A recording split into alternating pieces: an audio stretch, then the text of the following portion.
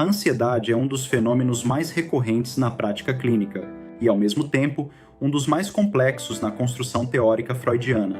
Para Freud, não basta descrevê-la como sensação vaga de inquietação. É necessário situá-la metapsicologicamente como estado afetivo, como operador estrutural e como resposta a uma condição fundamental do sujeito, o desamparo. Já em Projeto para uma Psicologia Científica, Freud, 1895, encontramos a noção de desamparo originário.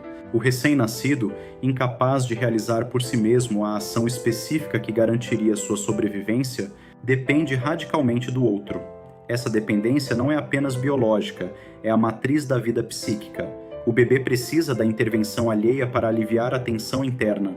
É nesse contexto que Freud introduz a experiência de satisfação e a inscrição mnêmica dessa experiência, tema que será retomado em A Interpretação dos Sonhos, Freud, 1900. O desamparo não é um evento episódico, ele é condição estrutural. A ansiedade, nesse sentido, pode ser compreendida como resposta a essa condição originária de exposição e vulnerabilidade. Em Inibição, Sintoma e Angústia, Freud, 1926, Freud estabelece que a angústia está ligada à percepção de uma situação de perigo. Mas esse perigo não é necessariamente externo. Ele pode remeter à possibilidade de perda do objeto, de perda do amor do objeto, de castração ou de punição superegóica. A relação inicial com a mãe, descrita também em O Futuro de uma Ilusão, Freud, 1927, ilustra esse ponto. A mãe é, simultaneamente, primeiro objeto amoroso e primeira fonte de proteção contra o perigo externo. Ela representa a satisfação da necessidade e a defesa contra o desamparo. Posteriormente, essa função protetora é deslocada para a figura paterna, especialmente no contexto do complexo de Édipo.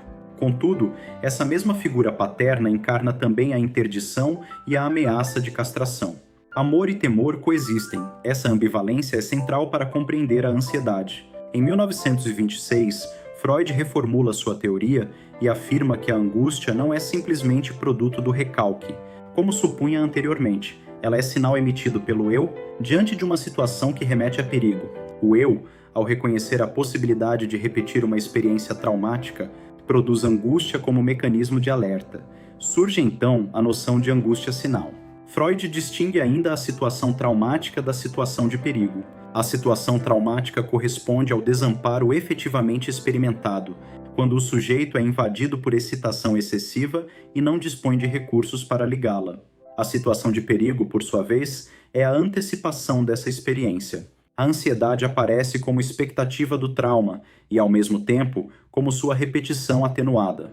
Essa formulação está em consonância com as elaborações de Além do Princípio do Prazer, Freud, 1920, onde Freud introduz a ideia de compulsão à repetição e problematiza o domínio exclusivo do princípio do prazer.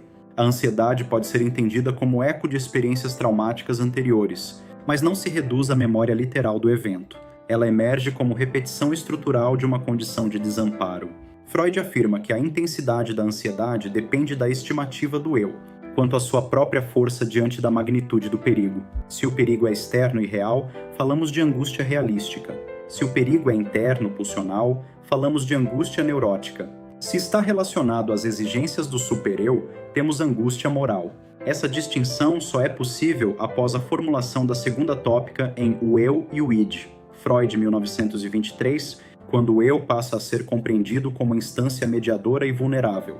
O trauma, nesse contexto, não é apenas acontecimento histórico, é falha na capacidade de ligação psíquica.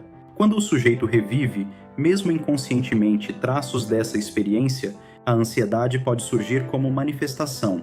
Ela é, ao mesmo tempo, memória afetiva e sinal preventivo. Importa sublinhar que a ansiedade não possui objeto definido quando se refere à situação traumática de desamparo.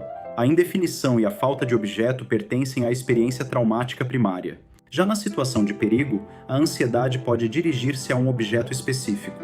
Essa distinção permite compreender por que, muitas vezes, o paciente experimenta ansiedade sem conseguir nomear claramente sua causa. A ansiedade, portanto, não é apenas sintoma a ser eliminado. Ela é operador teórico fundamental na constituição do sujeito.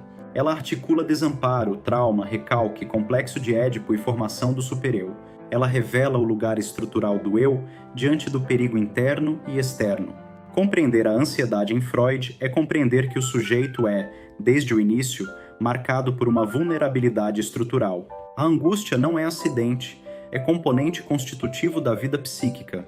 Esta aula é parte de um percurso que não se faz com pressa nem com respostas prontas. A psicanálise se constrói no tempo, no contato com o texto, com o pensamento e, sobretudo, com a escuta.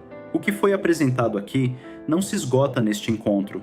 Ele serve como ponto de apoio para que novas perguntas possam surgir e para que o pensamento continue se aprofundando. A psicanálise não se oferece como um manual, ela se sustenta como uma experiência.